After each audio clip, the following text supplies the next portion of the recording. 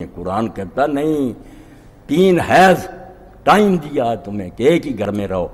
شاید پھر تمہیں عقل آ جائے، ایک دوسرے کو دیکھتے ہوئے ملتے ہوئے تم واپس لے لو، صرف اتنا کہہ دینا کہ میں نے طلاق واپس لے لی ہے، یا محبت سے اسے ہاتھ لگا لینا، ختم، تمہارا نکاح برقرار ہے۔ اور اگر بالکل ہی نوبت آ گئی چھوڑنے کی تو فرمایا پھر یہ ہے کہ 2 گواہ اس وقت پر، اب قرآن نے کام نہیں کرتا، فرمایا طلاق یوں ہی نہیں ہوگی، اشہدوا ذوی عدل منکم، 2 معتبر متقی پرہیزگار مسلمان بلاؤ اس وقت، ان کے سامنے بات کرو، شاید وہ صلح کرا دیں۔ اور آخری بات کہ متعوہن،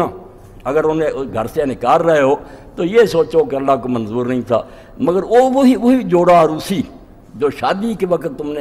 جوڑا دیا تھا، اپنی طاقت کے مطابق ایسا ہی جوڑا بنا کر اس کو دو، اور کہو بھائی اللہ کی بندی میرا تیرا نباہ نہیں ہو سکا، مگر جس طرح تم آئی تھی عزت کے ساتھ میری طرف سے جوڑا، یہ قرآن ہے کہ جوڑا دو، اس پر رخصت کرو، اور تاکہ یہ گنجائش رہے کہ بعد میں بھی اگر حالات درست ہو جائیں، پھر کبھی تمہارا دونوں کا دل چاہے کہ ہم نے یار گھر اجاڑ دیا بسا ہوا،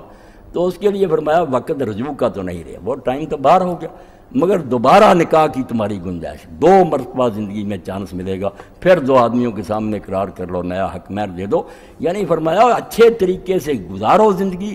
اور جدا بھی ہو تو اچھے طریقے سے، مگر کہا یہ سب وہ کریں گے جو اللہ کو مانتے ہیں، جو آخرت کو مانتے ہیں۔ یہ اگر چیز نہیں نا ذہنوں میں اتارو گے، ٹی وی کے ذریعے، میڈیا کے ذریعے، اخبارات اور رسائل کے ذریعے، ممبر و محراب کے ذریعے، اگر تمہاری یونیورسٹیاں اور کالج یہ نہیں دماغوں میں بٹھاتے تو وہ علم نہیں ہے، جہالت، کتابوں میں جہالت بھری، جس سے گنڈے پیدا ہوں گے، نیک نہیں پیدا۔ علم کی تو بنیاد ہی ہے کہ اللہ اور آخرت۔ اب ساتھ فرماتا ہے وَمَن يَتَّقِ اللَّهَ يَجْعَل لَهُ مَخْرَجًا